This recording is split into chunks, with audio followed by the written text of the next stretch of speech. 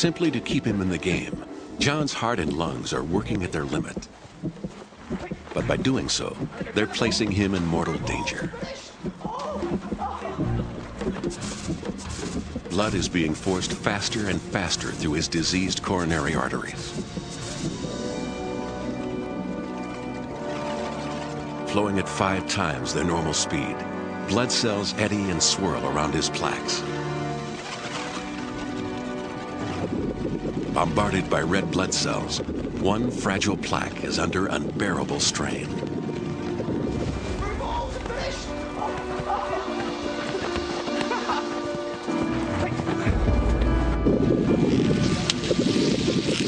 Its thin membrane is ripped open. Within moments, blood cells start to clot around the rupture. Anywhere else in John's body, this clotting response might save his life. But here, in his narrow artery, the effect is quite the opposite.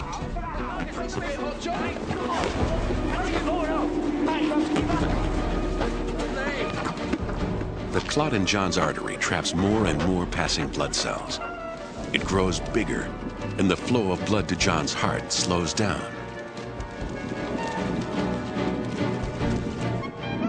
Downstream, the heart muscle cells are in peril. Their oxygen supply is dwindling just when they need it most.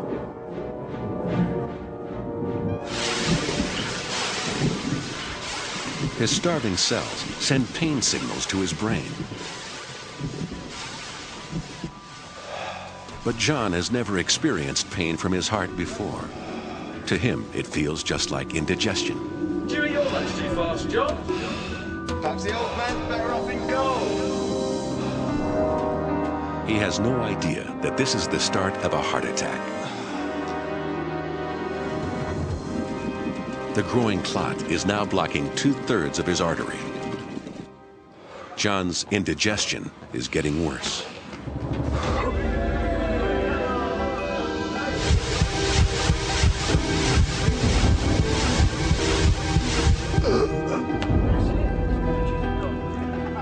He feels a vice-like pain in his left arm. His brain is confused, overloaded with the escalating pain signals coming from his heart.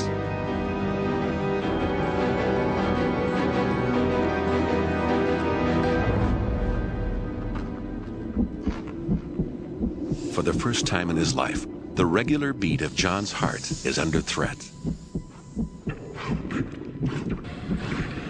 A patch of 4 million muscle cells is running low on oxygen. John, what's up? What's the matter? 5 minutes after his heart attack began, John's body is struggling to deal with the crisis. His brain has triggered a surge of the hormone adrenaline into his bloodstream. This is one of the most primitive and powerful reactions in the human body.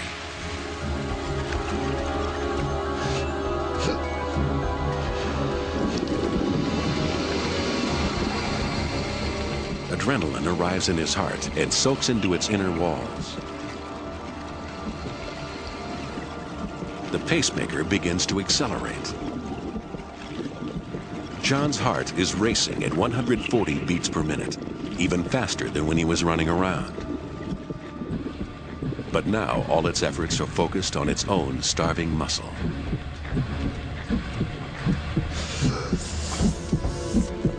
Call an ambulance.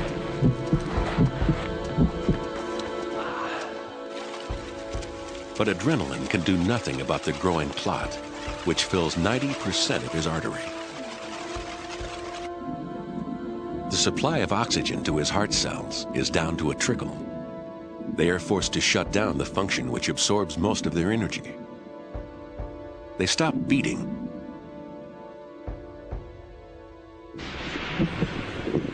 leaving the rest of his heart to take up the slack. John's weakened heart cannot sustain its beat much longer.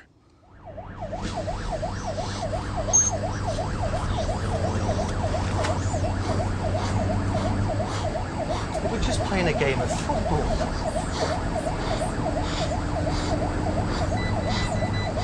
How's the pain now, John? Okay. He loves football, John. It's now 15 minutes since his heart attack began. And the flow of blood through John's artery is almost totally blocked. The heart muscle cells no longer have the energy to hold themselves in one piece. Their thin membranes are starting to leak.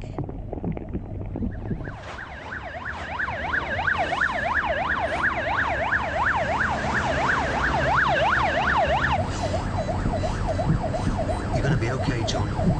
Just hang on in there. John's injured heart is wearing itself out. Its beat is getting weaker. The effects are beginning to tell on the rest of his body. John is struggling to breathe because his lungs are filling with fluid. As his heart weakens, blood backs up in the vessels coming from his lungs. The extra pressure forces liquid out of his blood into the air sacs of his lungs.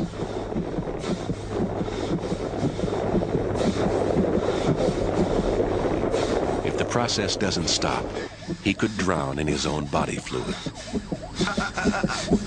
You must keep this on. Nice, steady breaths now.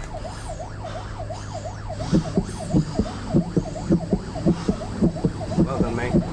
Bringing in a 45-year-old male, possible MI, ETA 3 minutes, over. Just hold on, John. We're nearly there. They'll sort you out. The lack of oxygen in John's body is beginning to affect his brain. He's dizzy and disoriented.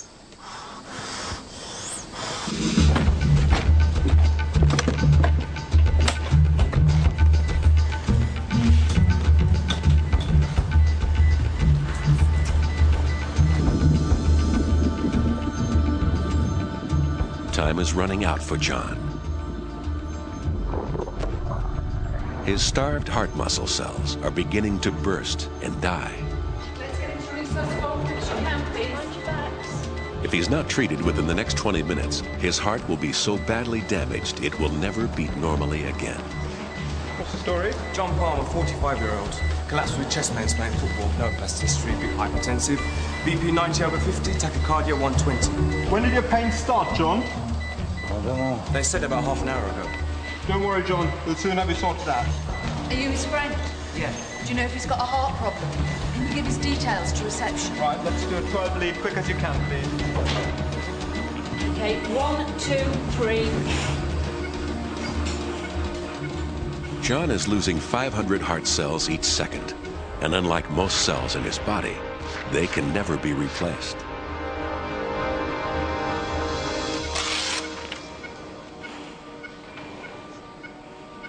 He's had a big anterior MI. We have to thrombolyze him.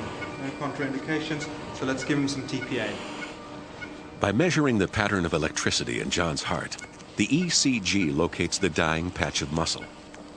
Now his only hope is that his blocked artery can be cleared by a clot-busting drug, tissue plasminogen activator, or TPA.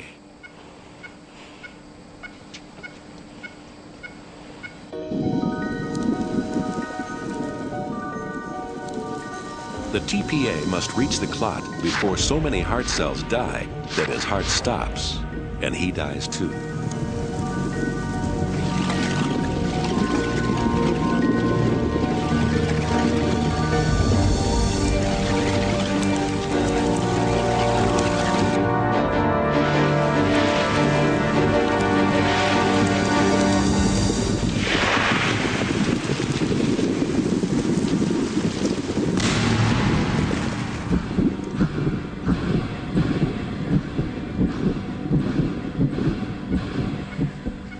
John's heart muscle has been reconnected just in time. Susie, hi, customer for you.